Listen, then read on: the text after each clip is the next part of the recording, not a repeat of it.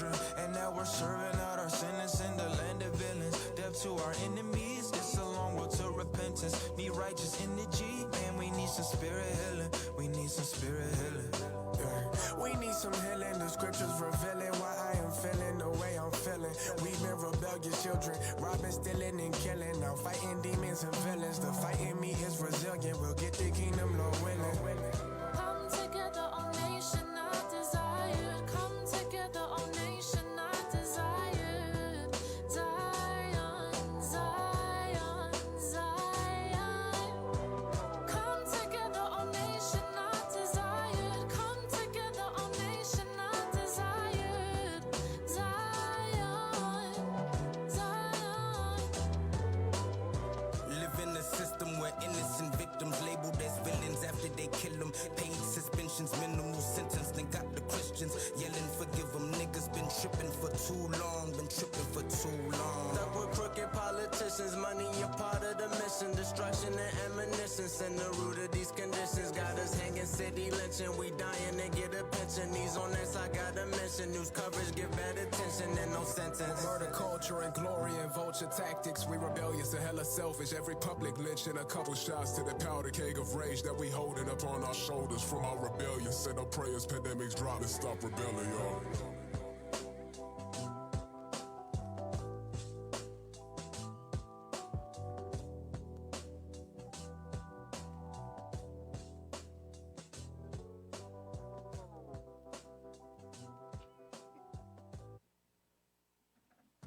Find your keys. Find your Check, check, check. We on? Hey, Shalom, Israel, Most High in Christ bliss. We're back. You know what I'm saying? IUIC Arkansas holding down the 4 chapters a day. IUIC 365. All right, we're going to try to get done in a timely manner. I know everybody preparing for the new moon tonight. Time to turn up, you know, for the Lord, for the Most High God. You know, I'll praise to the Most High for that thing right there. So without further ado, we're going to go ahead and get it in and knock it out. All right, so Numbers chapter 35. Before we get into it, I guess I can preface it. It's going to go into one of the more interesting topics or, you know, occurrences in the Old Testament. Well, subjects in the Old Testament. The cities of refuge. You know what I'm saying? I guess if you read the Old Testament or whatever, you read across that, it's kind of like, oh, what's this? You know what I'm saying? It's, you know, it's interesting. So we're going to get into that today and more. So make sure you got your pen, your pad. Make sure you got your highlighter in your Bible because it's going down, all right? So let's start. Let's begin. Numbers chapter 35, verse 1. The book of Numbers, chapter 35 and verse 1. And the Lord spake unto Moses in the plains of Moab by Jordan near Jericho, saying, Command the children of Israel that they give unto the Levites of the inheritance of their possession cities to dwell in. And ye shall give also unto the Levites suburbs for the cities round about them. Right, so Moses is telling the tribes, look, y'all got to separate and give out cities specifically to the Levites. Let's see why. Go to chapter 18, verse 6. Why did they have to separate cities in their territory and their land for another tribe? Let's see. Numbers chapter 18, verse 6. The book of Numbers, chapter 18 and verse 6. And I behold, I have taken your brethren, the Levites, from among the children of Israel. So God took them from among the children of Israel for a special service, for a special task. Read on. To you, they are given as a gift for the Lord. To the service of the tabernacle of the congregation. To do the service of the tabernacle in a congregation. So, amongst all the tribes in the different lands, everybody needed the service of the tabernacle done unto them in their respective land. So guess what? The Levites had to be spread out amongst all the children of Israel to do that service. From there, go to Joshua 21 and 1. So this is when, you know, we got to our land that the Lord promised to us, and we had to apply what was mapped out in Numbers 35 as far as separating the cities to the Levites. Read what you got. The book of Joshua, chapter 21 and verse 1. Then came near the heads of the fathers of the Levites Read. unto Eleazar the priest, Read. and unto Joshua the son of Nun. Right. So Joshua was the leader of the people, and Eleazar was the high priest. So, you know, they go into the top dogs. They go into the leadership. Read. And unto the heads of the fathers of the tribes of the children of Israel. Come on. And they spake unto them at Shiloh in the land of Canaan, saying, The Lord commanded by the hand of Moses to give us cities to dwell in, with the suburbs thereof for our cattle. Right. So they bringing up Numbers 35. Remember, when we were still in the wilderness, Moses commanded, when we get to these lands, y'all got to make sure y'all separate for us cities and suburbs for our cattle. Read on. And the children of Israel gave unto the Levites out of their inheritance, at the commandment of the Lord, these cities and their suburbs. So that's when the commandment of Numbers chapter 35 was fulfilled. All right. So the Levites dwelt within every tribe in specific cities and suburbs. So let's go back to Numbers chapter 35, verse 3. The book of Numbers, chapter 35 and verse 3. And the cities shall they have to dwell in, and the suburbs of them shall be for their cattle, and for their goods, and for all their beasts. And the suburbs of the cities, which ye shall give unto the Levites, shall reach from the wall of the city and outward 1,000 cubits round about. And ye shall measure from without the city on the east side 2,000 cubits, and on the south side 2,000 cubits, and on the west side 2,000 cubits, and on the north side 2,000 cubits. And the city shall be in the midst. This shall be to them the suburbs of the cities. And among the cities which ye shall give unto the Levites, there shall be 6 cities for refuge. For what? For refuge. So now we going into the cities made for refuge. Like I said, it's one of the more interesting topics, you know what I'm saying, in the books of Moses. Read on. Which ye shall appoint for the manslayer that may flee thither. Right, that he may flee thither, that he may flee to the city of refuge. Why would the Lord permit a manslayer refuge? So what we're going to read about is the differentiations between murder and manslaughter. All right, it's in the Bible. It's ancient. The way it was determined was by the Lord. The Lord gave the understanding to Moses how to determine manslaughter and murder. All right? Now, murder, it wasn't no refuge for you. But manslaughter, they was giving cities for refuge. Read on. That he may flee thither. And to them ye shall add 42 cities. So all the cities which ye shall give to the Levites shall be 48 cities. Them shall ye give with their suburbs. Read. And the cities which ye shall give shall be of the possession of the children of Israel. From them that have many ye shall give many, but from them that have few ye shall give few. Everyone shall give of his cities unto the Levites according to his inheritance which he inheriteth. Read. And the Lord spake unto Moses, saying, Speak unto the children of Israel, and say unto them, When ye be come over Jordan into the land of Canaan, then ye shall appoint you cities to be cities of refuge for you, that the slayer may flee thither, which killeth any person at unawares. At unawares, that the slayer may flee thither to the place of refuge, which killeth any person at unawares, meaning he did not mean to. It was an accident. He did not know what he was doing, you know what I'm saying, when it resulted in somebody else dying. That's what it means by unawares. Let's get a precept real quick. Exodus chapter 21 and verse 12. So the law was already instituted in Exodus.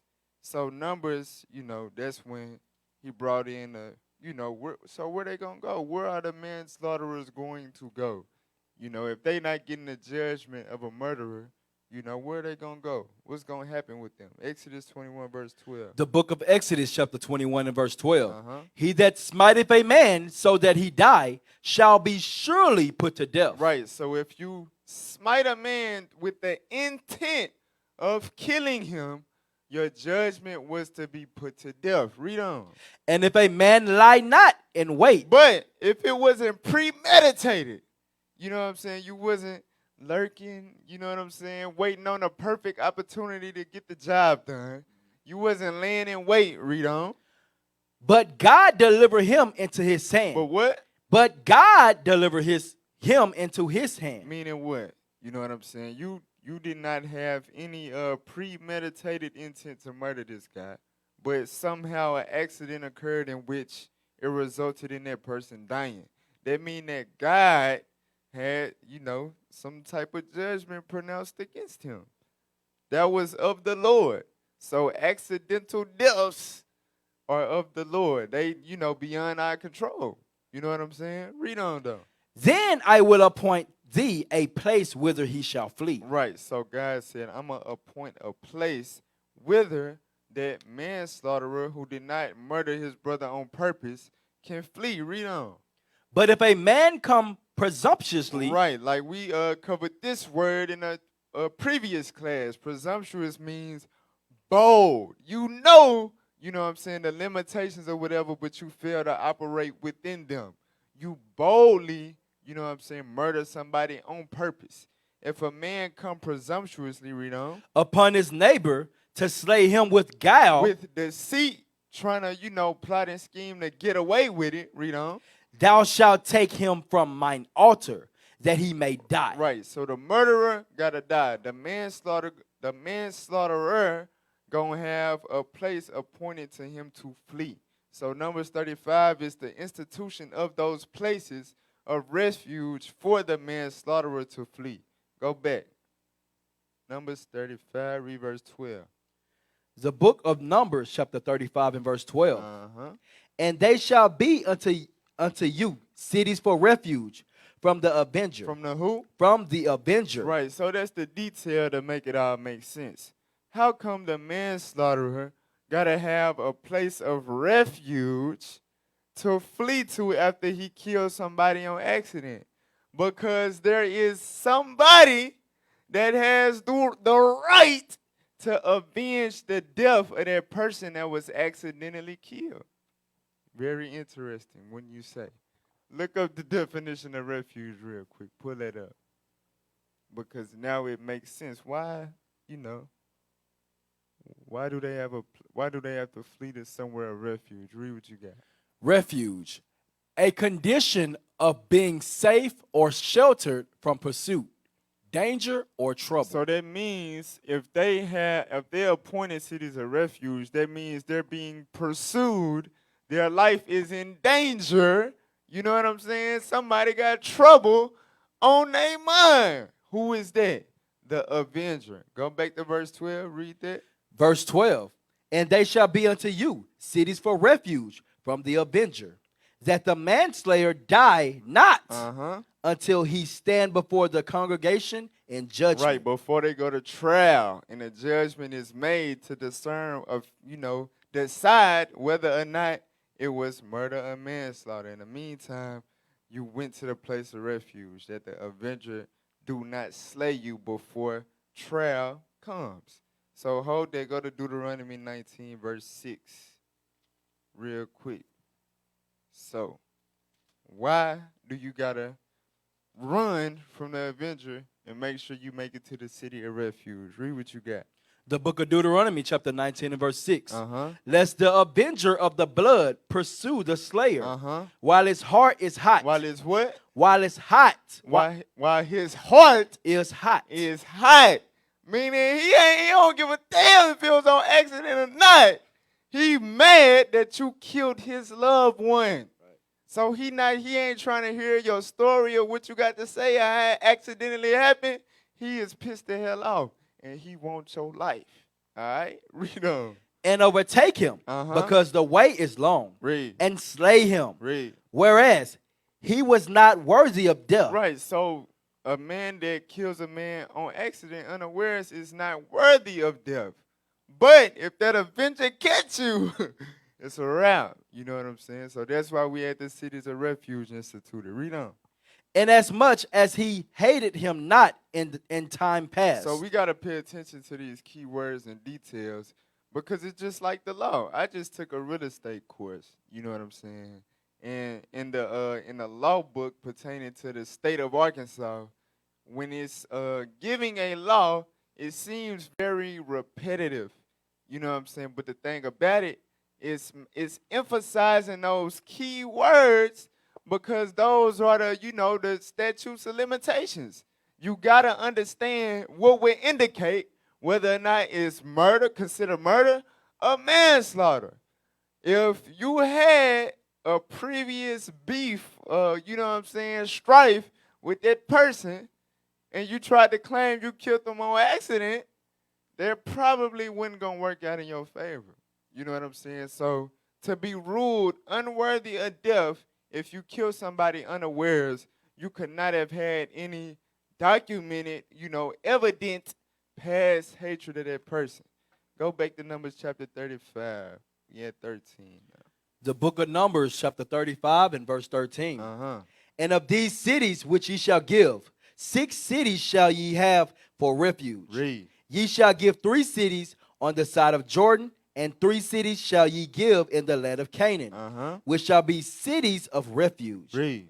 These 6 cities shall be a refuge, both for the children of Israel and for the stranger, and for the sojourner among them, that every one that killeth any person unawares may flee thither. Right. So what we finna read now is the 3 different categories of cases in which what happen when somebody loses their life by the hand of another.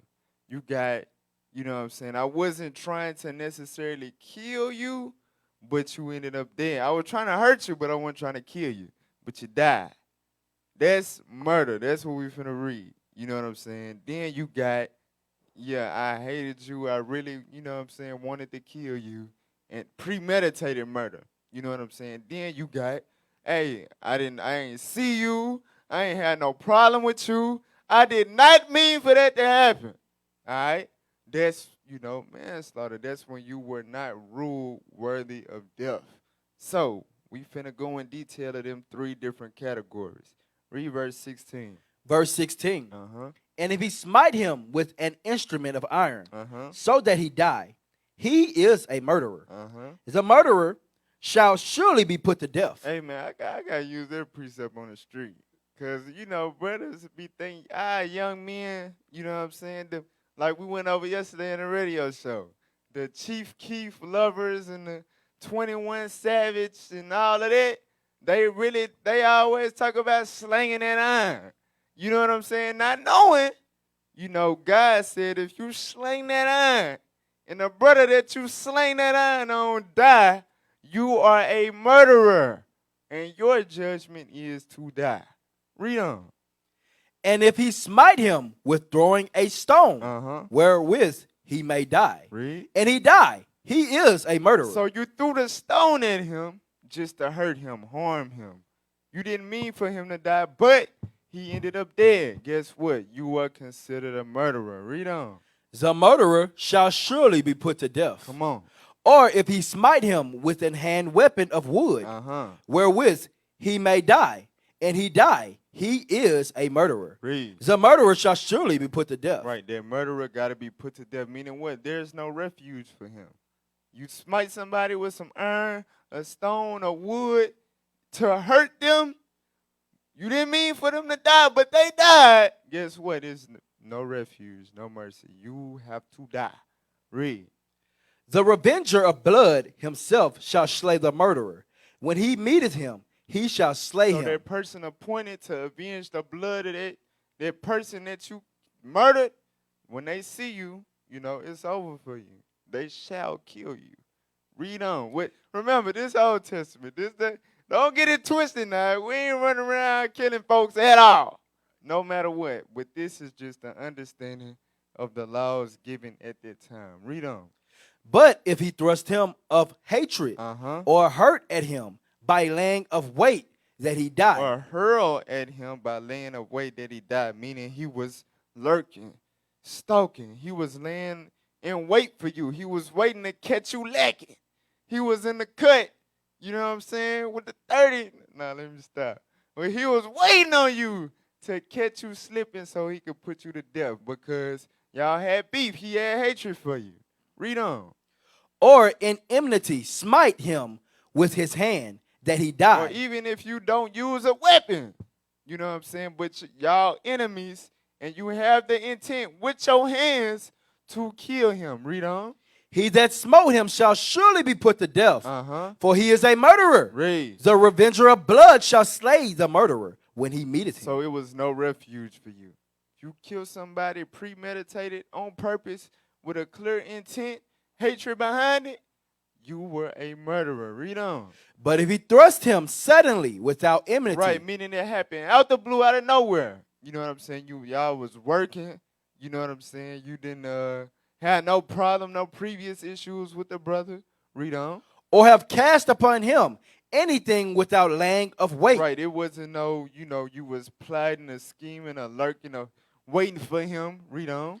Or with any stone wherewith a man may die, Uh-huh. seeing him not. Doing what? Seeing him not. So we got to pay attention to these clear statutes within the law. Hey, you did not, it ain't no way, you know what I'm saying, I could be looking dead at you and kill you on accident. It's a very slim chance that that's possible. So that's why these little details is in here in the law. Look, you did not see him. Maybe he was behind you, beside you, somewhere out of your sight.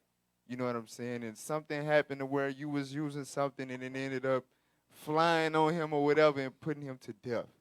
All right? Or with any stone wherewith the man may die, seeing him not, read. And cast it upon him that he died. Read. And was not his enemy, Uh-huh. neither sought his harm. Remember, it's repeating things that it's already said, but it's putting emphasis on it. This must be the case for you to be deemed, guilty of manslaughter and not murder.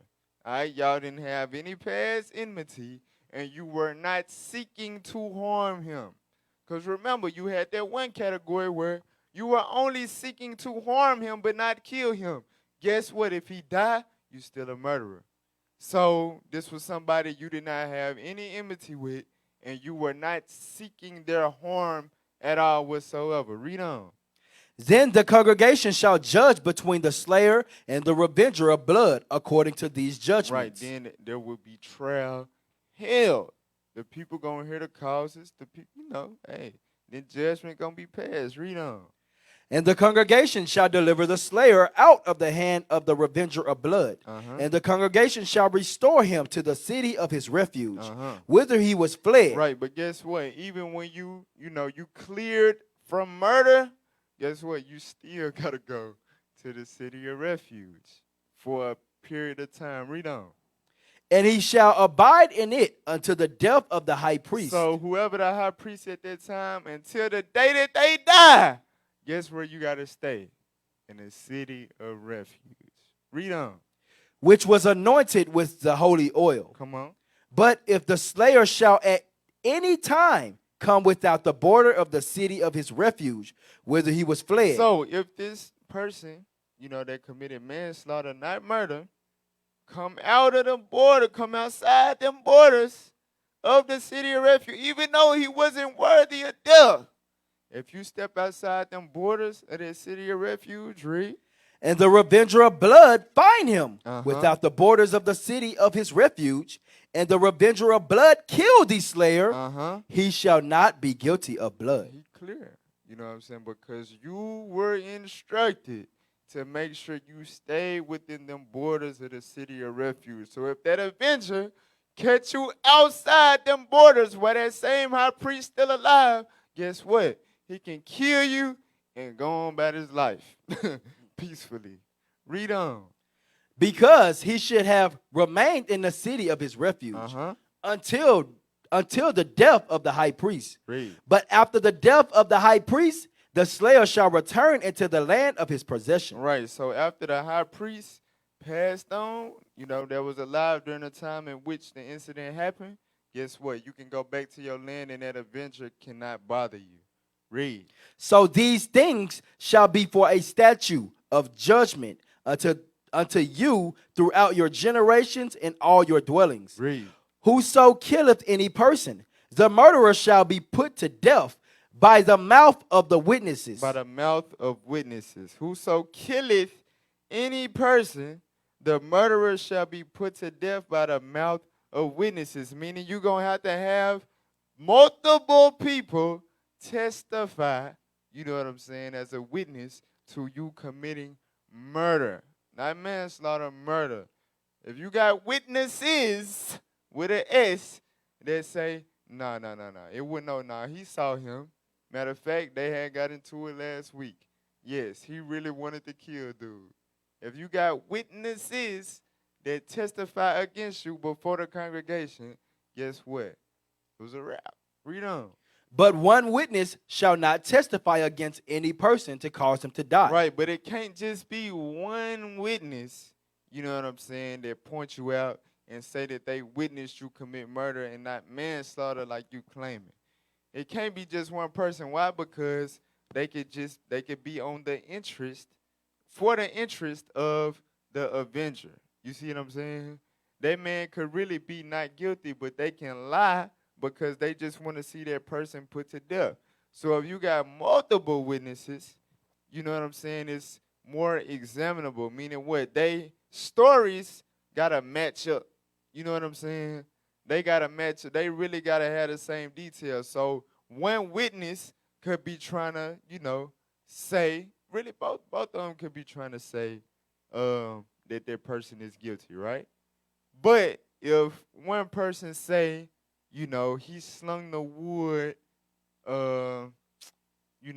turned around and slung the wood at him, and then the other witness say he slung the wood like this, he didn't turn around, then it's conflict in the story.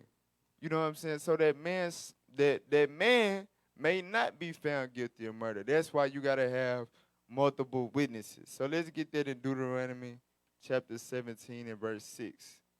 So at first, this was instituted dealing with murder, all right? Dealing with cases of murder/manslaughter. Deuteronomy 17, verse 6. The book of Deuteronomy, chapter 17 and verse 6. Uh-huh. At the mouth of two witnesses Read. or three witnesses shall he that is worthy of death be put to death. So dealing with sins or iniquity is worthy of death, murder being one.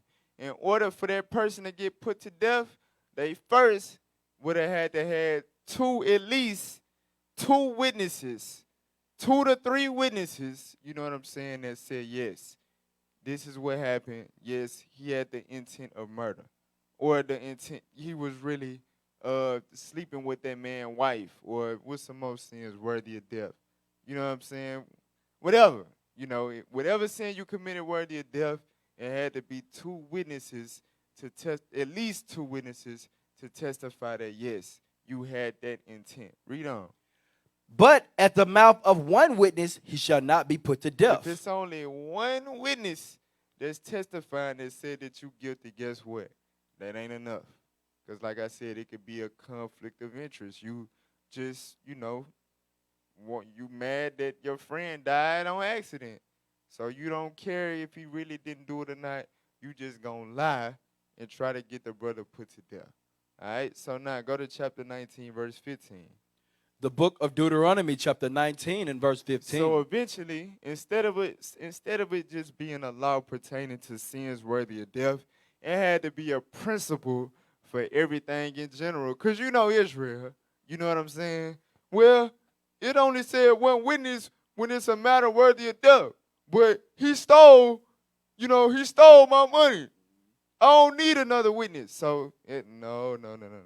We going to have to go on and institute this rule when they come to every sin. Read what you got. The book of Deuteronomy, chapter 19 and verse 15. Come on. One witness shall not rise up against a man for any iniquity. For any iniquity. Read on. Or for any sin. Uh-huh. And any sin that he sinneth. So the judgment may be it may not be death. You know what I'm saying? It may be theft, where, you had to restore sevenfold or whatever, and whatnot. Even in them cases, guess what? You had to have more than one witness to deem you as guilty. Read on. At the mouth of 2 witnesses, or at the mouth of 3 witnesses, shall the matter be established. Right. So that had to become a principle for all iniquity. For you to be properly accused of something and found guilty, it had to be 2 or 3 witnesses to testify on that behalf. So now let's go back to Numbers chapter 35, verse 31. The book of Numbers, chapter 35 and verse 31. Uh-huh. Moreover, ye shall take no satisfaction for the life of a murderer, Read. which is guilty of death, but he shall be surely put to death. So he's speaking to the people that passed the judgment. He said, "You shall take no satisfaction for the life of a murderer, which is guilty of death." Read on. And ye shall take no satisfaction for him that is fled to the city of his refuge, that he should come again to dwell in the land until the death of the priest. Right. So if that person that leave the boundaries of his city of refuge, you know what I'm saying, before that high priest died, and he get caught and you can't let them buy you off, is what he's saying. Let's prove that. Go to Deuteronomy chapter 16, verse 18. So as a judge, you know what I'm saying, no matter what, it can't be it don't matter if it's Bill Clinton or Hillary Clinton and they giving you millions of dollars to pay your case off. You know what I'm saying? Guess what? If they guilty of death, they guilty of death. You know, there's no way that they can satisfy you to not rule them to be put to death. Read what you got. The book of Deuteronomy, chapter 17 and verse 18. 16 and 18. 16 and 18. Uh-huh. Judges and officers shalt thou make thee in all thy gates, Read. which the Lord thy God giveth thee throughout thy tribes, Uh-huh. and they shall judge the people with just judgment. Read. Thou shalt not risk judgment. Uh-huh. Thou shalt not respect persons. Uh-huh. Neither take a gift. Neither take a what? Neither take a gift. That's what their satisfaction was going into in Numbers 35. Somebody worthy of death, you cannot take a gift or something of satisfaction where you say, all right, you good. God said, no, as a judge, you cannot do that. Read on. For a gift doth blind the eyes of the wise, Uh-huh. and pervert the words of the righteous. Right, so, you know, when you wise, you righteous, you understand the proper judgments for certain sins. But when they cut you that check and you got bills to pay and mouth to feed, you know what I'm saying? It's kind of like, well, all right, you good. No, God said that's a no-no. That's why, hey, before you desire the position of a judge, you got to understand, you know, it's rules that you cannot break. You get the greater condemnation for a lot of things. From there, go to Amos 5, verse 12. Just so that eventually our judges, you know, had their problem. They eventually became covetous and was willing to take satisfaction for certain sins in which they did not pass the proper judgments. And it's going to use a word that's more, because the word gift, you know what I'm saying, somebody can maybe interpret that like, I can't give you a gift. No, it ain't talking about giving. No, it's a B word that's used in legal terms dealing with cases like this.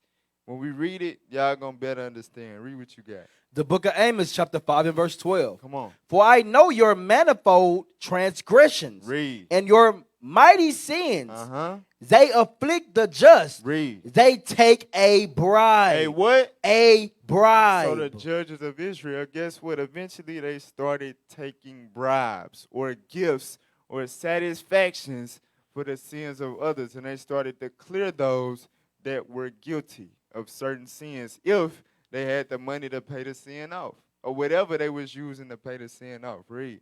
And they turn aside the poor in the gate from their right. Right. So now go back to Numbers chapter 35, verse 33.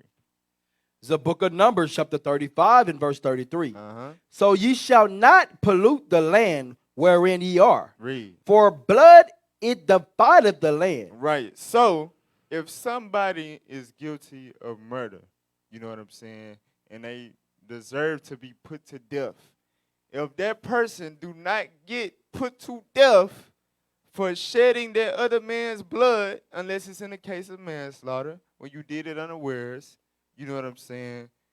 The land was defiled by that blood. So, read on. And the land cannot be cleansed of the blood that is shed therein, The land cannot be cleansed of the blood that is shed therein. Read. but by the blood of him that shed it. The only way to cleanse the land of being defiled by a man's blood is to shed the blood of the man that shed his blood. Let's get that in Genesis chapter 9, verse 6. So this was something that was instituted way in Genesis in the time of Noah. You know what I'm saying? That Moses carried on and carried forth with the children of Israel in the wilderness with statutes and judgments and so on and so forth. Read what you got. The book of Genesis chapter 9 and verse 6. Uh-huh. Whoso sheddeth man's blood, Read. by man shall his blood be shed. So that's the judgment. If you shed a man's blood, by man shall your blood be shed, because that is the only way to clear the land, cleanse the land of being polluted by that person's blood. Read. 4. You Four. good. You go back to Numbers if you lost it. Numbers chapter 35, verse 34. The book of Numbers chapter 35 and verse 34. Come on. Defile not therefore the land which ye shall inhabit, Read. wherein I dwell. Uh-huh. For I, the Lord, dwell among the children of Israel. Let's go. Read 36 and 1.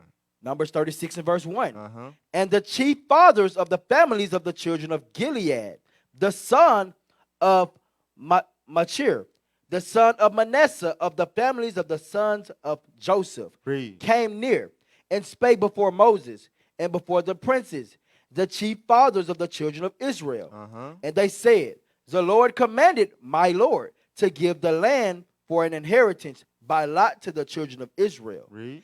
And my Lord was commanded by the Lord to give the inheritance of Lafayette.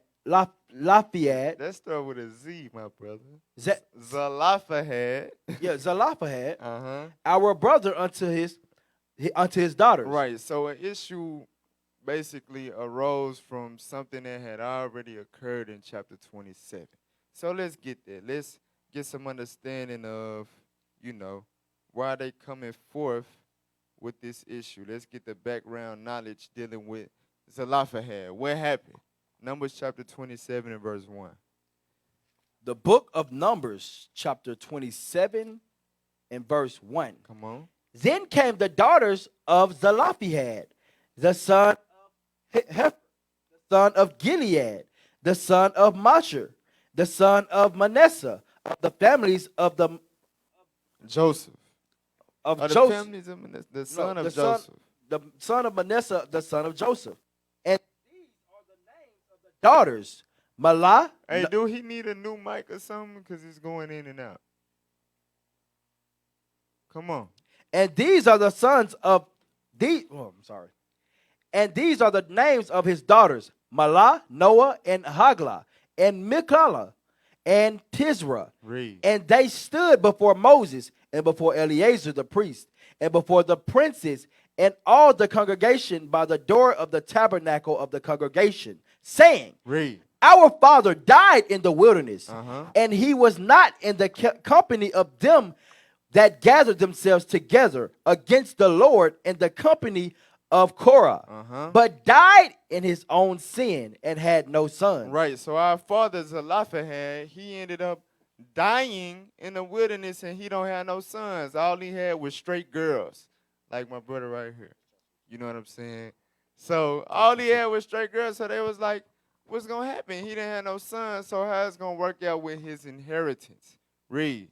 Why should the name of the father be done away from among his family? Uh-huh. Because he hath no son. Because he had no son, we just going to lose our land? You know what I'm saying? Read on. Give unto us therefore a possession among the brethren of our father. Read. And Moses brought their cause before the Lord. So this, this type of issue has not occurred as of yet. You know what I'm saying? So Moses was like, I got to take this to the Most High. See what he say. Read on.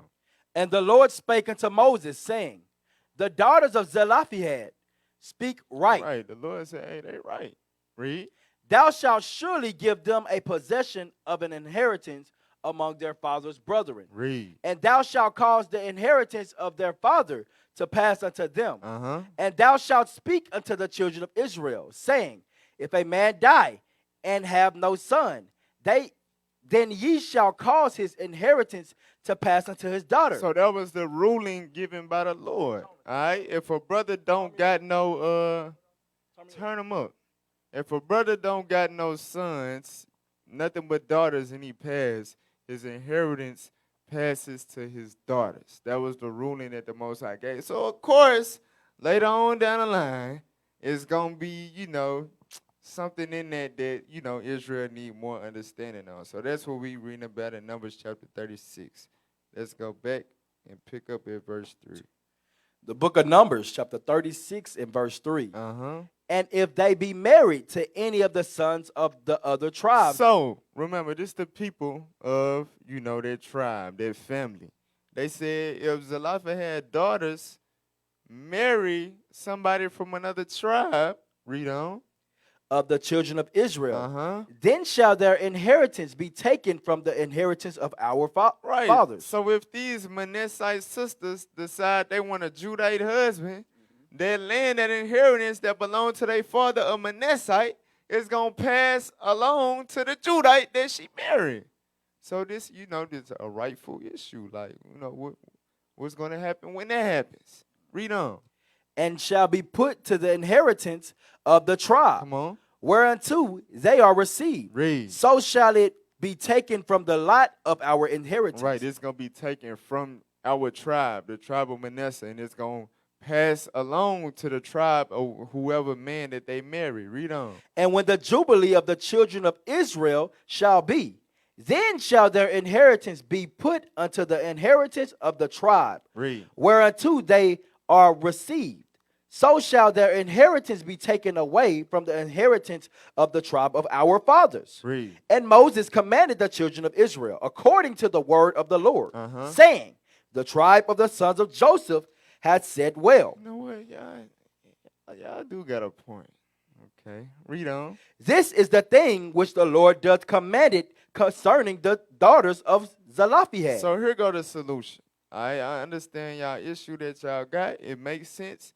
Here is the solution for when a man has daughters, no sons, and the inheritance passes to his daughters that are not yet married. Read on. Saying, Let them marry to whom they think best. Uh-huh. Only to the family of the tribe of their father shall they marry. So they gotta marry within their tribe. They have to marry within their tribe. Read. So shall not the inheritance of the children of Israel remove from tribe to tribe. Right. So that rule was instituted dealing with inheritance.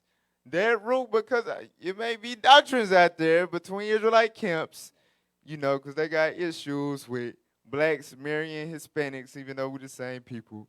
The law says you got to marry within your tribe. Well, Negro, what inheritance we got that the Hispanic sister gonna lose, because she married a Judite? You see what I'm saying? That does not apply to us today because we don't have no damn inheritance in this land of America. So we just need to be worried about marrying within our race, you know what I'm saying? Not only keeping it tribal. That was instituted because of inheritance. Read on. For every one of the children of Israel shall keep himself to the inheritance of the tribe of his fathers. So hold that. Go to Tobit 4 and 12. Because, we read this on the street. It's like one of the heavy hitters for interracial marriage. But it does say within it something that somebody could try to pull out and scope. Well, that means if you Judah, you only got to marry Judah. And if you Levi, you only got to marry Levi. And first of all, you know what I'm saying? We know we the Israelites because of Deuteronomy 28. You know what I'm saying? And we have understandings on who the tribes are because of Genesis 49. We really don't know because think about it. You know what I'm saying? You could have been born and raised in Haiti or whatever, but you could have been a Judite on that ship that got dropped off in Haiti. by some type of coincidence or whatever. You know what I'm saying? So you really don't, nobody knows 100% exactly what tribe they are from. You know what I'm saying? So this does not necessarily apply concerning only marrying within your tribe. But this is where the confusion comes from. Read that script. The book of Tobit, chapter 4 and verse 12. Uh-huh. Beware of all whoredom, my son, Read. and chiefly take a wife of the seed of thy fathers. So that right there still applies. You have to marry within your race. You can only marry an Israelite if you're an Israelite. But, like I said, when we read on, this is where the confusion comes in. Read. And take not a strange woman to wife, Uh-huh. which is not of thy father's tribe. See, you got to be from the same tribe. Well, explain to me why. If you don't know the history in Numbers 36, then you're going to get to Tobit 4 and 12 and think you deep and start a heresy. You know what I'm saying? No, that was because of inheritance. You had to marry within your tribe when we was dwelling in our land, because if you married to somebody of another tribe, that inheritance is going to pass along to that tribe, and your tribe is going to lose that inheritance. So yes, back then when we had our own land, that's when we had to marry within our tribe. So let's go back now. Just, had to clear it up. Numbers chapter 36, verse 8. The book of Numbers, chapter 36 and verse 8. Come on. And every daughter that possesseth an inheritance in any tribe of the children of Israel shall be wife unto one of the family of the tribe of her father. Read. That the children of Israel may enjoy every man the inheritance of his fathers. Read. Neither shall the inheritance remove from one tribe to another tribe, but every one of the tribes of the children of Israel shall keep himself to his own inheritance. Read. Even as the Lord commanded Moses, so did the daughters of Zelophehad. Right, so they applied. Read.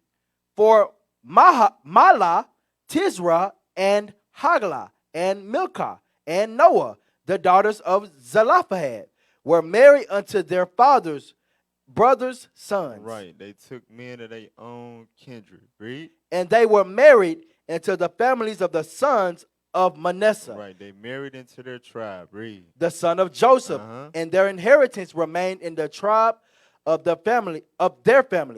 These are the And commandments. the tribe of the family of their father. Okay, in the tribe of the family of their father. Come on. These are the commandments and the judgments which the Lord commanded by the hand of Moses unto the children of Israel in the plains of Moab by Jordan near Jericho. So all praise to the Most High. IUIC 365 just completed the book of Numbers. All right? So now we crossing over to the book of Deuteronomy. The book of Deuteronomy is referring to the second giving of the law. That's what that means. Deuteronomy means the second giving of the law. So in this book, it's a lot of, we can spend all day breaking down the book because it's a whole lot of recapping and reiterating. Therefore, there's a lot of precepts, you know what I'm saying, to go back and forth. So I tried to just basically narrow it down to those that were necessary as far as us going through it and giving an understanding. All right? But in the book of Deuteronomy, it's a lot of recapping of what already took place primarily in the book of Numbers. All right? Deuteronomy chapter 1, verse 1. The book of Deuteronomy, chapter 1 and verse 1. Come on. These be the words which Moses spake unto all Israel Read. on this side Jordan in the wilderness. So the audience in the entire book of Deuteronomy are the Israelites, is the Israelites. All right? Read on. In the plain over against the Red Sea, between Paran and Tophel and Laban and Hazarath and Dizahab, there are 11 days' journey from Harab by the way of Mount Seir Read. unto Kadesh Barnea. And it came to pass in the 40th year, in the 11th month, on the first day of the month, that Moses spake unto the children of Israel, according unto all that the Lord hath given him in commandment unto them. Read. After he had slain Sihon, the king of the Amorites, which dwelt in Heshbon, and Og, the king of Bashan, which dwelt at Ashtaroth and Edrei. Hey, y'all pray for my brother, man. These names are tough to pronounce. But we going to get through it in the name of All Jesus, praise, brother. yeah, we we going to will. get through it. But look, in this verse right here, it says, after he had slain Sihon, the king of the Amorites. Just an interesting little fact, little nugget, you know what I'm saying, that I learned in visiting IUIC Atlanta, the bishop and the captains and all of them. I had a question pertaining, we ain't going to go there, but Genesis chapter 15, when the Lord told Abraham, your seed going to serve for 400 years, which was referring to the Egyptian captivity, you know what I'm saying, and that time period was allotted because he said the iniquity of the Amorites is not yet full. So the Lord wasn't ready for us to come through the land of the Amorites and kill them yet because they had to, you know, just like he said about Babylon, their sins have reached the heaven. So he said they sins ain't reached their peak yet. You know what I'm saying? So it's going to be a certain amount of time before I let you loose out of Egypt to go into that land and conquer it. So by this time, that means the iniquity of the Amorites was fulfilled, and we slaughtered Sihon, their king. All right? This is an interesting little fact. Read on.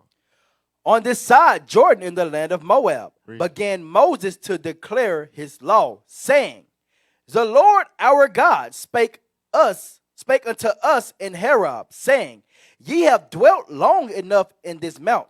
Turn you and take your journey, and go to the mount of the Amorites, and unto all the places nigh thereunto, in the plain, in the hills, and in the vale, and in the south, and by the seaside, to the land of the Canaanites, and unto Lebanon, unto the great river, the river Euphrates. Behold, I have set the land before you. Go in and possess the land, which the Lord sware unto your fathers, Abraham, Isaac, and Jacob, to give unto them and to their seed after them. Right, so it was dealing with the covenant that he made with Abraham, starting in Genesis 12, chapter 15, chapter 17, chapter 22, chapter 25, 28, 28, 32, 35. He reiterated his covenant, you know what I'm saying, with our forefathers, Abraham, Isaac, and Jacob, reassuring them over and over again with promises that their seed will possess this particular land of Canaan. You know what I'm saying? That's why the Lord, even though we was, you know, being stubborn and rebellious and tripping like a mug in the wilderness, he said, look, that generation that's tripping, y'all ain't going to make it, but I'm going to still bring y'all in the land, the ones that was too young. We going to get to it. But the ones that was too young to necessarily discern good and evil, that's who I'm going to bring into the land, because I swear that unto your fathers. All right, so it was for the sake, not for our righteousness, but for the sake of the promise that God made to our fathers. Read. And I spake unto you at that time, saying, I am not able to bear you myself alone. Read. The Lord your God hath multiplied you, and behold, ye are this day as the stars of heaven for a multitude. Hey, it's a lot of y'all. Read on. The Lord God of your fathers make you 1,000 times so many more as ye are, and bless you as he hath promised you. Read. How can I myself alone bear your cumbrance and your burden and your strife? There's so many of y'all, and all y'all got issues. You know what I'm saying? All y'all messed up in the head in some type of way. I can't deal with y'all by myself. You know what I'm saying? So he was referring to something that already happened. So let's get that in Exodus chapter 18. It wasn't necessary, a solution that he came up with on his own. Really, it was brought to his attention, you know what I'm saying, what was going on by his father-in-law.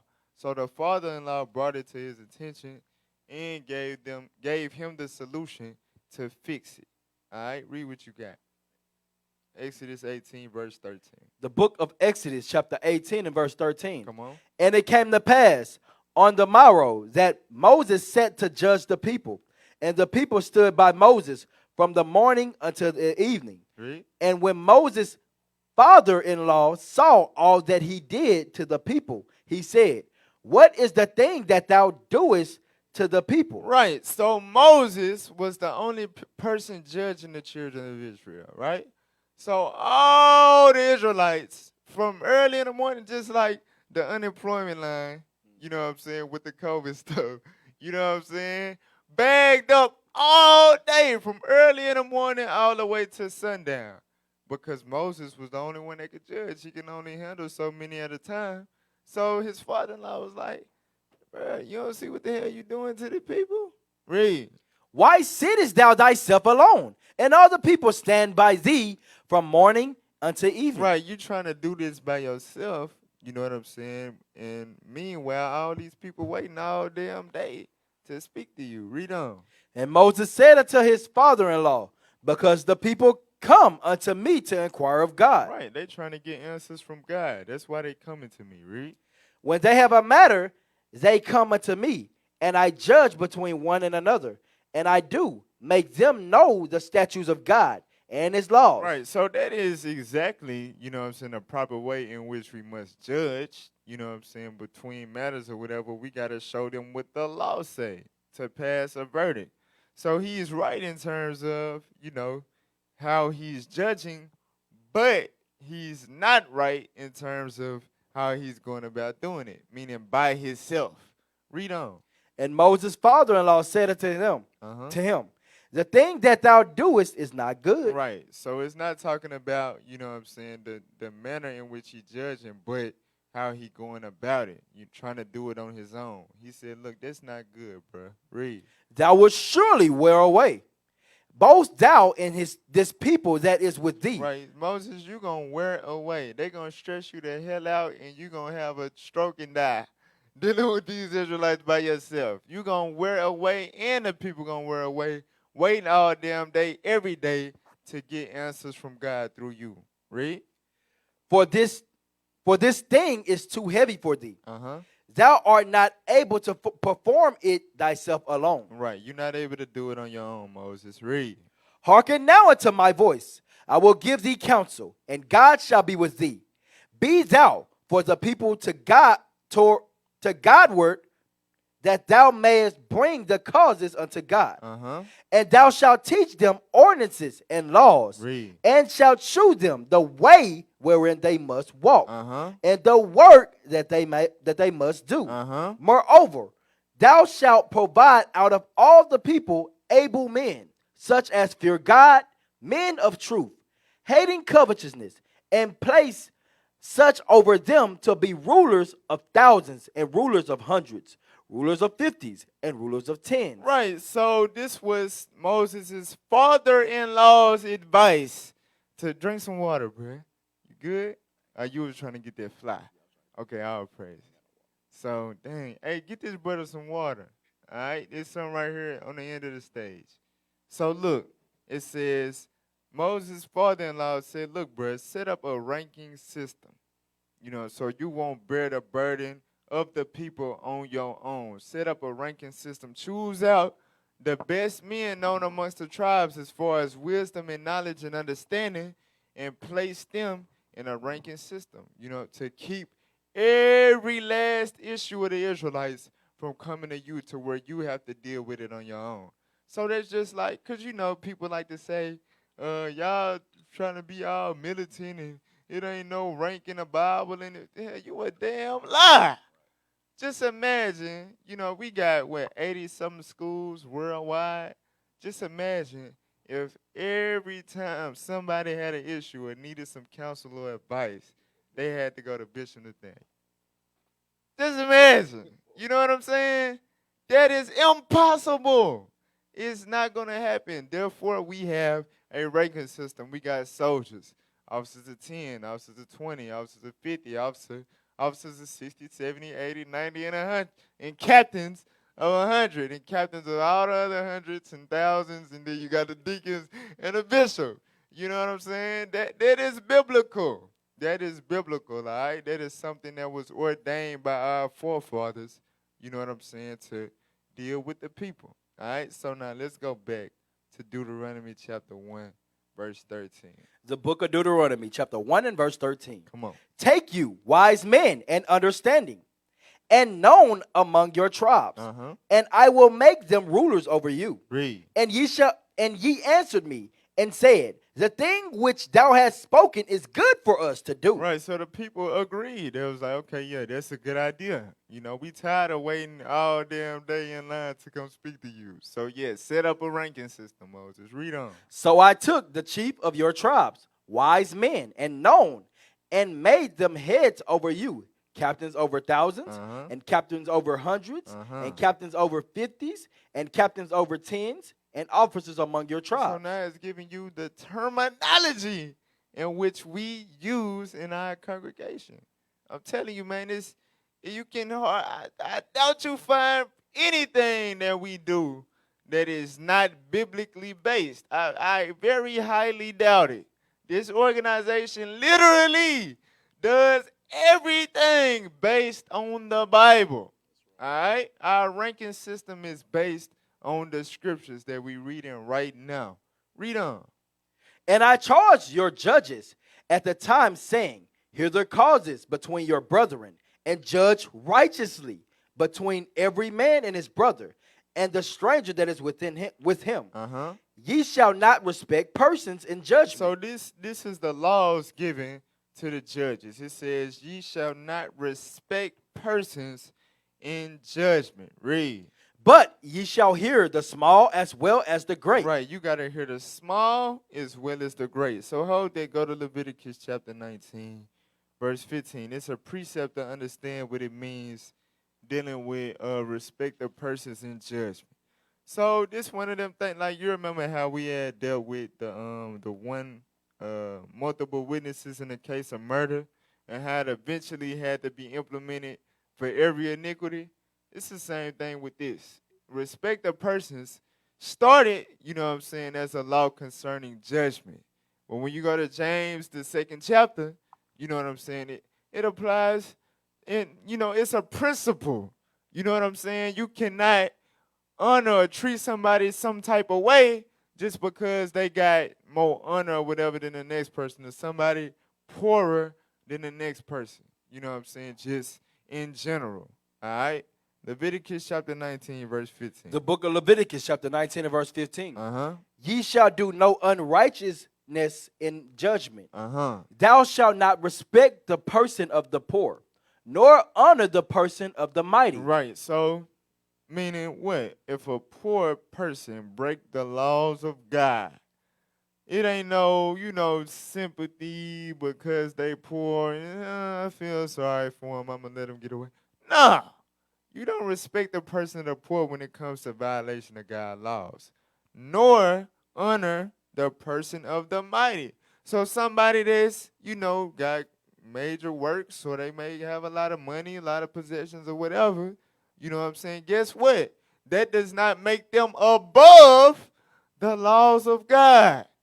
All right? Like it ain't no Bill and Hillary Clinton when it comes to the Most High God laws. You can't buy yourself out of all these murders and, you know what I'm saying, illegal dealings. No, nobody is above the law when it comes to God. But it's the judge's responsibility to make sure they execute and enforce that principle. All right? You shall not respect persons in judgment. Let's go back. Deuteronomy 1 and 18. The book of Deuteronomy chapter 1 and verse 18. Come on. And I commanded you. No, verse 17. I'm sorry. Verse 17. Uh-huh. Ye shall not respect persons in judgment. Read. But ye shall you shall hear the small as well as the great. Uh-huh. Ye shall not be afraid of the face of man. Meaning, don't let nobody intimidate you when it come to judgment. You know what I'm saying? Somebody then did something wrong. You the judge, it ain't matter, and they giving you the tough guy face like, you're not sure I'm guilty. You know what I'm saying? No, God said, don't be afraid of the face. Don't let that sway your judgment. Read on. For the judgment is God's. Right, it's not you passing the judgment. It's the Most High God passing the judgment. So do not be afraid. Whatever judgment that you pass, don't be scared of them inflicting some type of danger upon you. You know what I'm saying? Because it's God ultimately passing that judgment. Therefore, you're going to be all right. Read on. And the cause that is too hard for you, bring it unto me, and I will hear And it. whatever y'all can't handle, as the judges that I'm appointing, bring it unto me. You know what I'm saying? That's, going up the chain. That was instituted in the Bible. Read on. And I commanded you at that time all the things which ye should do. Read. And when we departed from Horeb, we went through all the great and terrible wilderness, which ye saw by the way of the mountain of the Amorites, as the Lord our God commanded us. And we came to Kadesh Barnea. So remember, I said the book of Deuteronomy is a lot of backtracking. He backtracking to something that took place, things that took place in the book of Numbers that we've already read. Read on. And I said unto you, ye are come into the mountain of the Amorites, which the Lord our God doth give unto us. Behold, the Lord our God hath set the land before thee. Go up and possess it. As the Lord God of thy fathers hath said unto thee, fear not, neither be discouraged. So that was a commandment. Look, this land, the land of the Amorites, the iniquity is full. Go get it. Go take it. And do not be scared of the people dwelling in that land. I said it's yours. Go get it. Read on. And ye came near unto me, every one of you, and said, we will send men before us, and they shall search us out of the land, and bring us word again by what way we must go up, and into what cities we shall come. Read. And the saying pleased me well, and I took 12 men of you, one of a tribe. And they turned and went up into the mountain, and came unto the valley of Eshcol, and searched it out. Read. And they took of the fruit of the land in their hands, and brought it down unto us, and brought us word again, and said, it is a good land which the Lord our God doth give us. Right, it's very fruitful. You know what I'm saying? This is the place to be. This is a good land for us to inhabit. Read on. Notwithstanding, But, read on. ye would not go up, but rebelled against the commandment of the Lord our God. Right, so Your God. they acknowledged that it was a good land to dwell in, but for some reason they rebelled. They didn't want to go up. You know what I'm saying? All of the, everybody except Caleb and Joshua, because they was like, nah, let's go up, let's go take it. You know what I'm saying? Because they had faith in the Lord. But the rest of the people, they rebelled. All right, let's see why. Read on. And ye murmured in your tents, and said, because the Lord hated us, he hath brought us forth out of the land of Egypt, to deliver us into the hand of the Amorites to destroy us. Read. Whither shall we go up?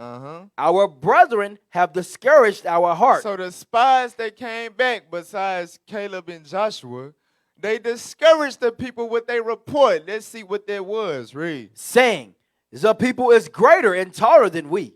The cities are great and walled up to heaven.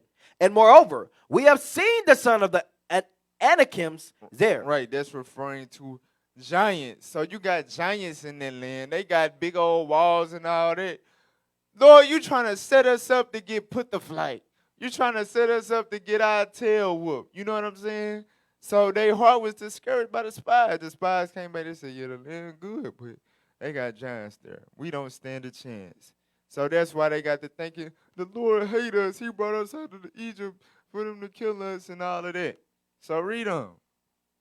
Then I said unto you, dread not. Matter of fact, yeah, go ahead. Dread not, neither be afraid of them. So Moses said, look, don't be scared of them giants. Read on. The Lord your God, which goeth before you, he shall fight for you, according to all that he did for you in Egypt before your eyes. And that's the crazy thing about it. The Amorites wasn't mightier than Egypt. They weren't no empire like Egypt. And it's these same Israelites witness how the Lord kicked Egyptian booty to make sure we got out of that land. So where was their faith at? You know what I'm saying? Where was their faith? Oh, they go to Philippians chapter 1, verse 28. So this is a principle not only during the time of Moses concerning war, going against the other nations to take possession of their land. It still applies to us today. Because we still got enemies that come up against us so on and so forth to destroy this movement. But the principle remains the same. Be ye not afraid of them. Read what you got. The book of Philippians, chapter 1 and verse 28. Come on. And in nothing terrified by your adversaries. So Paul is telling the followers of Christ, the Israelites united in Christ, don't be terrified by your adversaries. Read. Which is to them an evident token of perdition. Right, the fact that y'all waking up, being on one accord, that they know the Lord is with y'all, whether y'all believe it or not. They understand if y'all on one accord together, waking up, keeping the commandments, they are afraid. That is an evident token, a sign that their destruction is near. Read on. But to you of salvation and that of God. But to us, it's a sign of salvation, and that's going to come from God. Go to 2 Timothy 1, verse 7. So what does it mean when people are fearful, are afraid, are terrified? Is that something that the Most High ever permitted, ever? Let's see. Read what you got. The book of 2 Timothy, chapter 1 and verse 7. Uh-huh. For God hath not given us the spirit of fear. So as we're going to read in the book of Deuteronomy, the Lord was able to put the spirit on nations to be scared of us when we came through their land, so they wouldn't bother us. But when it come to us, the Israelites, God never gave us the spirit of fear, pertaining of fear toward our adversaries, the other nations. God did not give us the spirit of fear. Read on. But of power and of love and of a sound mind. So God gives us the power, the spirit of power, love, and a sound mind. So if you ever are afraid or terrified of the enemy, you are out of the damn spirit, because the Lord did not give you that spirit. From there, go back to Deuteronomy chapter 1, verse 31. The book of Deuteronomy, chapter 1 and verse 31. Uh-huh. And in the wilderness, where thou hast seen how that the Lord thy God bare thee, as a man does bear his son. Right, the Lord carried us out of Egypt like a brother carrying along his son. Read on. And all the way that he went, until ye came into this place. Yet in this thing ye did not believe the Lord your God. That's the amazing part. And when you read this history dealing with our forefathers in the wilderness, they saw all these miracles, all these amazing things that the Lord did to deliver them, and how the Lord took care of them, carried them like a son, like a man carrying his son in his bosom. Yet, after all that, they did still not believe in the Lord. They would still think when there's giants in the land that the Lord is setting them up to get killed, when the giant ain't got a damn thing on the Most High God. So hold there. Go to Hebrews chapter 4, verse 1. The issue of our fathers in the wilderness. They received God's laws directly with the clouds and the thunder and the lightning and all of that. You know what I'm saying? They was very, very privileged. You know what I'm saying? They received, the word, what they had to do to get the kingdom. Just like we have. Watch this. Read what you got. The book of Hebrews, chapter 4 and verse 1. Uh-huh. Let us therefore fear, lest a promise being left us of entering into his rest, any of you should seem to come short of it. Right. So in Hebrews, the 3rd chapter, he was going into how our forefathers fell short in the wilderness. So he said you should look at the example of your forefathers and have fear that you fall not into that same fear that they had. You know what I'm saying? Because if you do, you're going to fall short of the kingdom of heaven. Read on. For unto us was the gospel preached, as well as unto them. Remember, the Lord said, look, I'm going to deliver you out of captivity and bring you into the land that I promised to your fathers. That's the gospel. That's the same. That's why we in the truth. You know what I'm saying? To be saved from our enemies and receive the kingdom of heaven per oath that God gave to our forefathers. The gospel remains the same. It's the same good news. Read on. But the word preached did not profit them. But the word preached to the forefathers in the wilderness did not profit them. Let's see why. Read. Not being mixed with faith in them that heard it. That was their problem.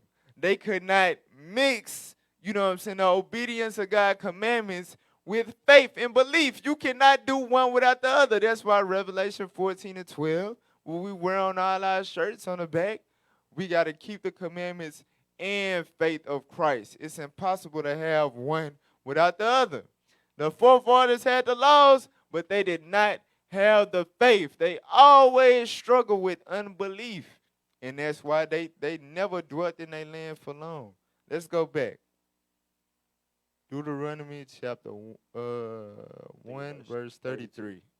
The book of Deuteronomy, chapter 1 and verse 33. Uh-huh. Who went in the way before you to search you out of the place to pitch your tents in fire by night, to shew you by what way ye should go, and in a cloud by day. Right, we went over this when we went over the last chapters in Exodus, you know what I'm saying? Now this referring to Exodus chapter 13. But God, you know, he gave us chariots to give us light, you know what I'm saying, and protection throughout our journey from daytime to nighttime. Read on.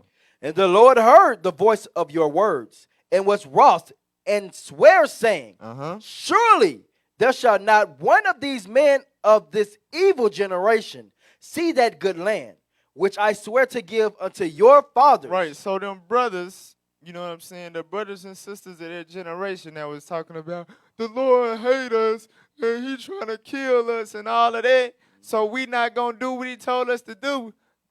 God said none of them evil men going to receive the promised land. Read on. Save Caleb, the son of Jehonah, he shall see it. Right, so remember, I referred to Numbers 13, Numbers 14. Caleb wasn't one of them that was fearful and gave that report to discourage the hearts of the brethren. He was like, no, let's go up and possess it. So God said, look, Caleb straight. You know what I'm saying? He gonna make it to the promised land. Read. He shall see it. And to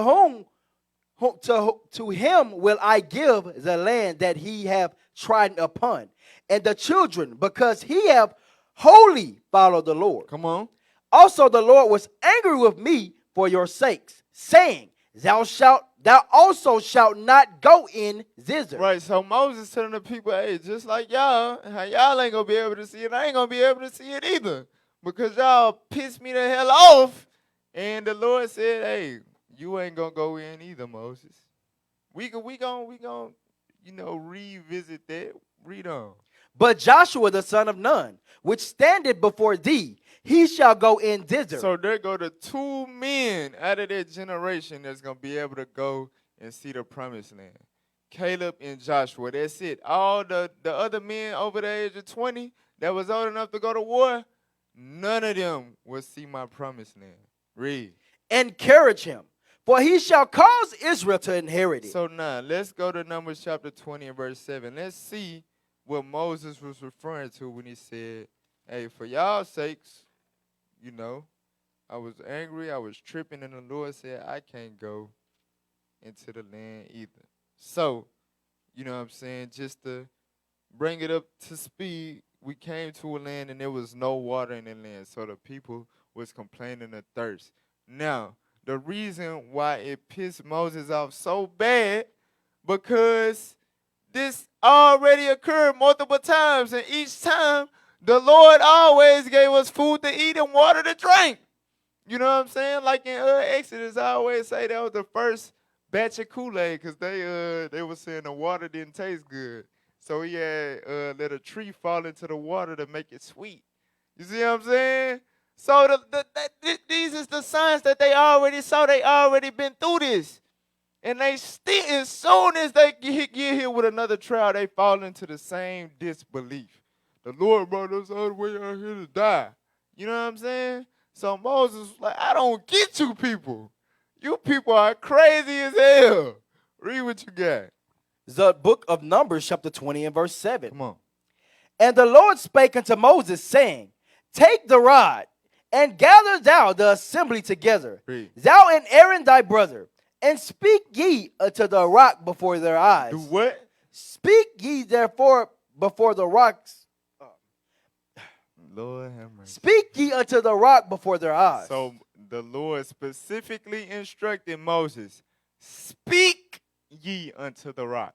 Speak verbally, command the rock. Don't do, I ain't telling you make contact with it. I said, speak unto the rock, Moses. Read on. and it shall give forth his water, and thou shalt bring forth to them water out of the rock. Right. Go ahead. So thou shalt give the congregation and their beasts drink. Right. So all you got to do is speak to the rock. Speak to the rock. Speak to the rock. Read on. And Moses took the rod from before the Lord, Uh-huh. as he commanded him. Read. And Moses and Aaron gathered the congregation together before the rock. Uh-huh. And he said unto them, Hear now, ye rebels. So you know Moses still pissed off because the way he addressing them. Here now, listen up, rebels. You know what I'm saying? He mad. So remember, like the scripture saying in Ephesians 4:26, be angry and sin not. Don't let the sun go down upon your wrath. Whenever you get angry, when you let anger get the best of you, you start to, inadvertently throw scriptures out the window. You can't think straight. You know what I'm saying? So certain commandments you're just going to fail to apply because that spirit of anger is taking hold of you. Read on. Hear now, ye rebels. Must we fetch you water out of this I rock? want some water out this rock. Read on. And Moses lifted up his hand, and with his rod he smote the rock twice. Right. So instead of speaking to the rock like the Lord specifically commanded him, out of his anger that he had towards the rebellious, wicked, stubborn Israelites, he smote the rock twice. All right? That was in violation of what the Lord instructed him to do. Read on. And the water came out abundantly, and the congregation drank, and their beasts also. Come on. And the Lord spake unto Moses and Aaron, because ye believe me not, to sanctify me in the eyes of the children of Israel. So since you didn't think out of your anger, you know what I'm saying, you failed to think that speaking to the rock was going to be enough to make it give water. You thought you had to hit it twice. You know what I'm saying? So since you didn't want to sanctify me in that way, read on. Therefore, ye shall not bring this congregation into the land which I have given them. Hey, that was the judgment that God gave to Moses. And after all that Moses did, all Moses put up with, I'm telling you, man, that's the thing about being a leader, bruh. The greater condemnation is real. You know what I'm saying? Hey, the more given unto you, the more stripes, the more punishment that you will get when you mess up. So from there, go to Deuteronomy chapter 1, verse 39. So, people be like, so Moses didn't get the kingdom and all that. No, that's not what they're saying. He didn't get to the promised land at that time, but Moses good. Don't worry about Moses. That's why in Matthew chapter 17, who was sitting in the pillars, you know what I'm saying, to visit Christ? Moses and Elijah. You know what I'm saying? So don't worry about that. Moses good. All right? He just didn't get to see the promised land at that time. Read what you got. The book of Deuteronomy chapter 1 and verse 39. Come on. Moreover, your little ones, which he said should be a prey, and your children, which is that day, had no knowledge between good and evil. Uh-huh. They shall go in thither, and unto them will I give it, and they shall possess it. Right, so y'all kids, you know what I'm saying, that's not in y'all generation, I'm going to let them go into the land to possess it. Read. But as for you, turn you and take your journey into the wilderness by the way of the Red Sea. Come on. Then he answered and said unto me, we have sinned against the Lord. So now they trying to repent. Now, no, you telling me I'm doing the problem. No, I'm sorry. You know what they go back to? When the scriptures say, do nothing without advice, and once that is once done, repent not. It's too late now. The Lord was giving you chance after chance to just do what he say. Have faith. Don't be afraid of the enemy. But every single time you was faced with that same trial, you had unbelief. The Lord said, nope, I had enough. Y'all ass is not going into the promised land. So your apologies, and hey, watch, read on. We will go up and fight according to all that the Lord our God commanded us. And when ye had girded on every man his weapons of war, ye were ready to go up into the hill. So when the Lord said, y'all ain't going into the promised land, you know what I'm saying? They were like, no, we sorry. Look, we suited and booted now. We good. Let go. Read on. And the Lord said unto me, say unto them, go not up. Right. Tell them, nah, hell nah, sit y'all head down. Do not go up to war. Read. Neither fight, Uh-huh. for I am not among I you. will not be with you to help you fight against your enemy. I'm not among y'all.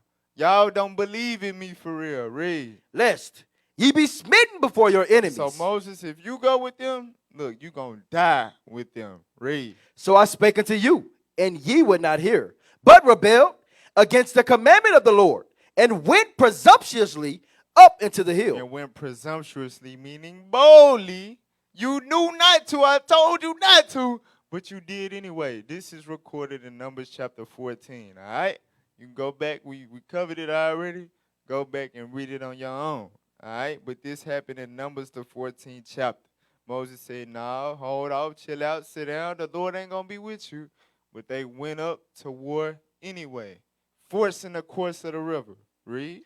And the Amorites, which dwelt in the mountain, came out against you, and chased you, as bees do, and destroyed you in Seir, even unto Hormah. Your enemies destroyed you.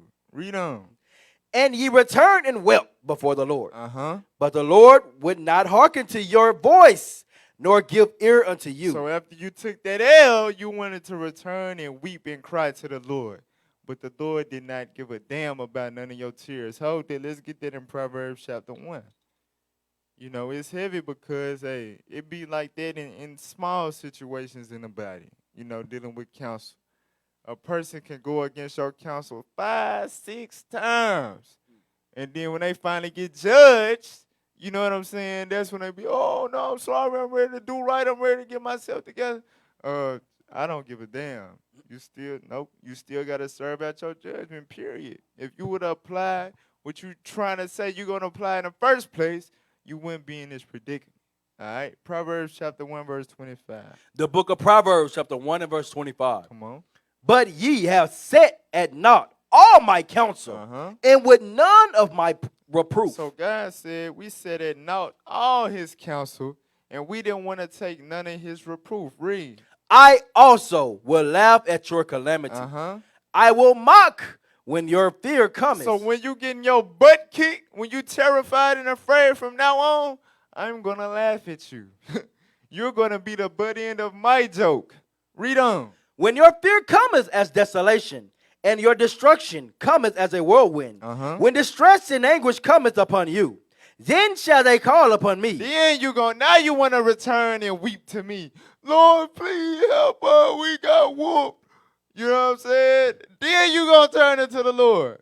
Read. But I will not answer. But I ain't going to reply. You ain't get no reply to me. You going to get decline. You going to get the dial tone. Read on. They shall seek me early, but they shall not find me. Read. For that they hated knowledge and did not choose the fear of the Lord. Right. You had the opportunity when the Lord offered it unto you. So since you disregarded that and you didn't got judged, something bad didn't happen, hey, it's too late. You should have chose the fear of the Lord in the first place. Let's go back. Deuteronomy 146 now. The book of Deuteronomy, chapter 1 and verse 46. So ye abide in Kadesh many days, according to unto the days that ye adore there. Chapter 2, verse 1. Chapter 2 and verse 1. Then we turned and took our journey into the wilderness by the way of the Red Sea, as the Lord spake unto me, and we compassed Mount Seir many days. And the Lord spake unto me, saying, Ye have compassed this mountain long enough.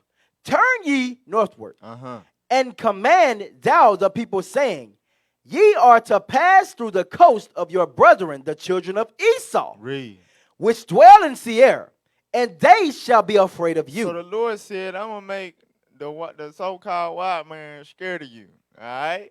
I'm going to make them afraid of you so they won't bother you, because he didn't want us to go to war because their land was specifically set apart for them. That was not land permitted unto us to take. Remember, he promised us the land of Canaan. You know what I'm saying? So he was going to put the spirit of fear upon them that they didn't cause no trouble with us, and we wouldn't have had to go to war with them. Read on. Take ye good heed unto yourselves, therefore. Come on. Meddle not with them, Don't meddle with them white boys. Read. for I will not give you of their land. They land ain't for y'all. Leave them alone. Read. No, not so much as a foot breadth, Uh-huh. because I have given Mount Seir unto Esau for a possession. Right. Mount Seir is theirs. The cliffs of the rock belong to them. Read. Ye shall buy meat of them for money, Uh-huh. that ye may eat. Uh-huh. And ye shall also buy water of them for money, that ye may drink. Right. So you can spend money with them. You can shop. Don't take nothing. You know what I'm saying? But you can buy from them. Read. For the Lord thy God hath blessed thee in all the works of thy hand. Read. And he know of thy walking through his great wilderness. Read. These 40 years the Lord thy God have been with thee. Thou hast lacked nothing. Thou has lacked nothing. Read.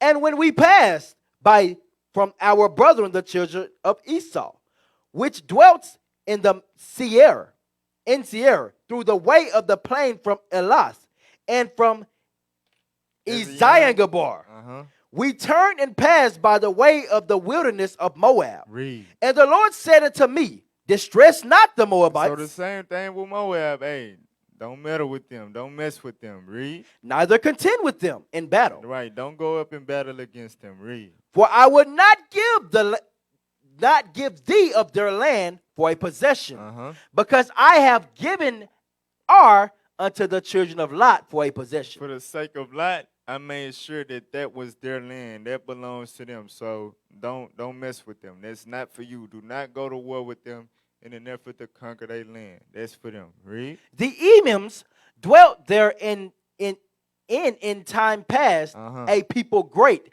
and many and tall as the Anakims. So before the Lord allowed the Moabites to obtain this land, it belonged to giants previously. Read. Which also were accounted giants as the Anakims. Uh-huh. But the Moabites call them Emims. Read. The Horims, So look, that's heavy right there, because remember, we were scared of the giants dwelling in the land of the Amorites. You know what I'm saying? The Moabites is not God's chosen people. You see what I'm saying?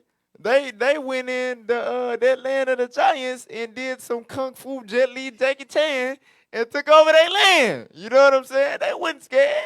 You know, they was able to do it.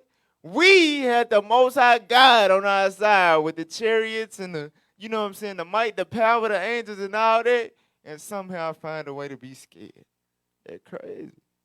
It's crazy. Read on. the Horims also dwelt in Seir before time. But the children of Esau succeeded them when they had destroyed them from before them, and dwelt in their stead, as Israel did unto the land of his possession, which the Lord gave unto them. Right, so before Esau dwelt in Mount Seir, you had the Horims dwelling there. They got them up out of that land. That's how they obtained the land of Seir. Read on. Now rise up, said I, and get you over the brook Zered. And we went over the brook Zered, and the space in which we came from Kadesh Barnea until we were come over the brook Zered was 38 years, until all the generation of the men of war were wasted out from amongst the host, as the Lord sware unto them. Come on. For indeed the hand of the Lord was against them, to destroy them from amongst the host, until they were consumed. Read. So it came to pass, when all the men of war were consumed and dead from among the people, that the Lord spake unto me, saying, Thou art to pass over through Ar and the coast of Moab this day. Read. And when thou comest nigh over against the children of Ammon, distress them not, nor meddle with them. Right, so the same thing with Esau, Moab, and Ammon. Look, leave them alone. Do not pick no fight with them. Read. For I will not give thee of the land of the children of Ammon any possession. Come on. Because I have given it unto the children of Lot for a possession. That also was accounted that was also accounted a land of giants. Giants dwelt therein in old time, And the Ammonites called them Zamzumim. Right, Zamzamin. So the same thing with the Ammonites. They had giants dwelling in the land before they got in it, but they went in there and they did they little kung fu, karate, taekwondo, whatever, and they obtained that land. Read, A people great and many, read. and tall as the Anakims. Come on. But the Lord destroyed them before them, and they succeeded them, and dwelt in their stead. Right. So now let's go to Baruch chapter 3 real quick. So you see, you know what I'm saying? You had giants dwelling in the land that Moab ended up getting. You had giants dwelling in the land in which Ammon ended up getting. You don't see no giants today. You know what I'm saying? So obviously, just because they was big and tall and intimidating, guess what? They still found some type of way to take L's. Let's see what was the cause of that. Read what you got. Baruch 3:26. The book of Baruch, chapter 3 and verse 26. Uh-huh. There were the giants famous from the beginning, Uh-huh. that were of so great stature and so expert in war. Right. So you had these giants that had great stature, meaning very tall, and they was experts in war. You would think it's no way they would ever be conquered. Read on. Those did not the Lord choose. But the Lord did not choose them. So it don't matter how tall you is, how much you know, how good you know how to fight. Hey, they was not chosen by God. Read on. Neither gave he the way of knowledge unto them. Uh-huh. But they were destroyed. They was what? They were destroyed. They were destroyed. The giants were destroyed. Read. Because they had no wisdom. They did not have the laws of God. They didn't have the knowledge of God to operate and maintain their possession. Read. And perished through their own They foolishness. perished through their own foolishness. That's what happened to the giants that you read about, that you get all perky-eyed and stuff about. Yes, them simple, you know what I'm saying, big, tall experts in war perished in their simplicity. Let's go back to Deuteronomy chapter 2 and verse 22. The book of Deuteronomy, chapter 2 and verse 22. Uh-huh. As he did to the children of Esau, which dwelt in Seir, when he destroyed the Harims Read. from before them, and they succeeded them, and dwelt in their stead even unto this day. Read. And the Avims, which dwelt in Hazrim, even unto Azah, the Captorims, which came forth out of captivity, destroyed them, and dwelt in their stead. Uh-huh. Rise ye up, take your journey, and pass over the river Arnon. Read. Behold, I have given into thine hand Sihon, the Amorite, king of Heshbon, and his land. Begin to possess it, and contend with him in battle. So once again, this is a backtrack, a recap of Numbers, the 21st chapter. All right, when it was time to destroy the king of the Amorites, Sihon. Read on. This day will I begin to put the dread of thee Uh-huh. and the fear of thee upon the You nation. see that? So remember, like the point I made earlier, the Lord didn't never give us the spirit of fear. But when it came to the other nations, and when it was time for us to go in their land and conquer it, he would put the fear of God upon them towards us, to where they would be afraid and terrified of us. Read on. That are under the whole heaven. Come on. Who shall hear report of thee, and shall tremble and be in anguish because of They're thee. going to be scared of y'all. Read on. And I sent messengers out of the wilderness of Kedemoth unto Sihon, king of Heshbon, with words of peace, saying, Read. let me pass through thy land. I will go along by the highway. I will neither turn unto the right hand nor to the left. Come on. Thou shalt sell me meat for money, that I may eat, and give me water for money, that I may drink. Uh-huh. Only I will pass through on my feet. Come on. As for the children of Esau, which dwelt in Seir, and the Moabites which dwell in Ar, did unto me, Come on. until I shall pass over Jordan in the land which the Lord our God giveth us. Right. So Moses sent messengers, you know what I'm saying, to the Amorites as if, hey, let us peacefully stroll through your land, just like we did through the land of Esau, through the land of Moab, and through the land of Ammon. Hey, we'll buy meat from you if we hungry. We'll buy drink from you if we thirsty. Buy clothes from you if we need clothing. Whatever the case may be, we just trying to stroll on through. But remember, the Lord already let Moses know that, look, y'all gonna, have to destroy these people. So this is what's going to happen in order for that to come to pass. Let's read. Read on. But Sihon, king of Heshbon, would not let us pass by. Right. So just like with the Egyptians. Watch this. Read on. For the Lord. For the Lord thy God hardened his spirit. The Lord hardened his spirit. So unlike Esau, Moab, Ammon, you know what I'm saying? They let us stroll on through or whatever. The Lord hardened the heart of the Amorites because remember, their iniquity was full at this point.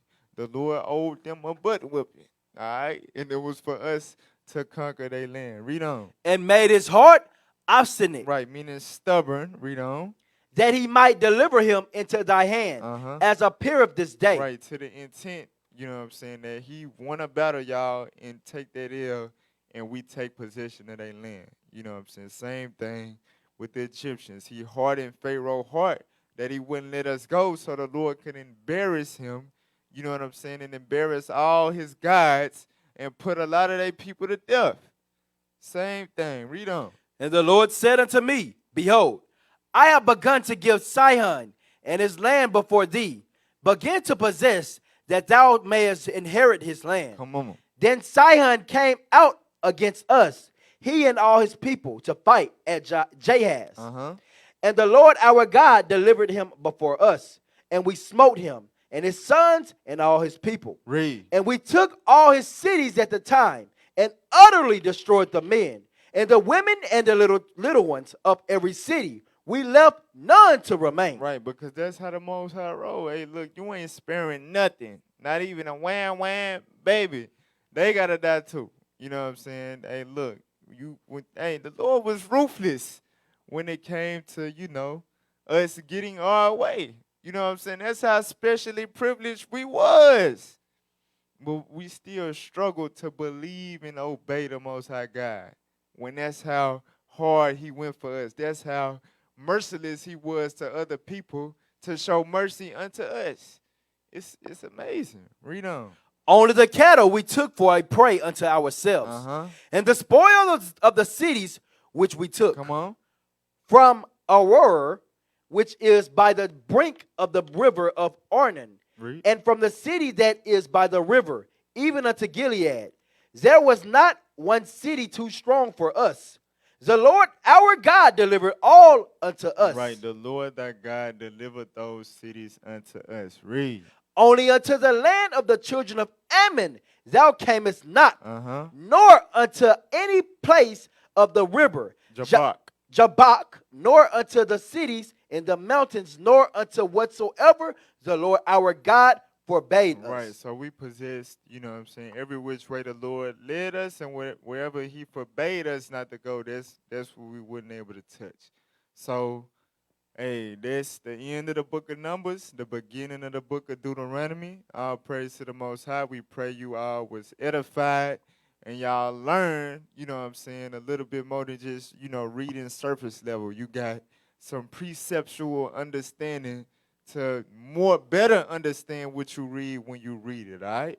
So, hey, with that, IUIC Arkansas, once again, got to put the cap on the map when we do this. Subscribe to our channel, IUIC Arkansas. All right, you can see more about classes, street teachings, radio show, etc., etc. And with that, we say shalom. Shalom.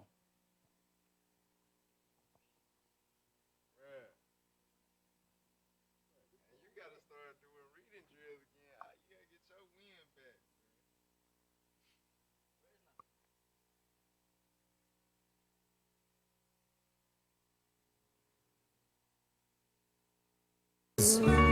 And that thing is not funny. Your condition is not funny. Period. Hey, hey,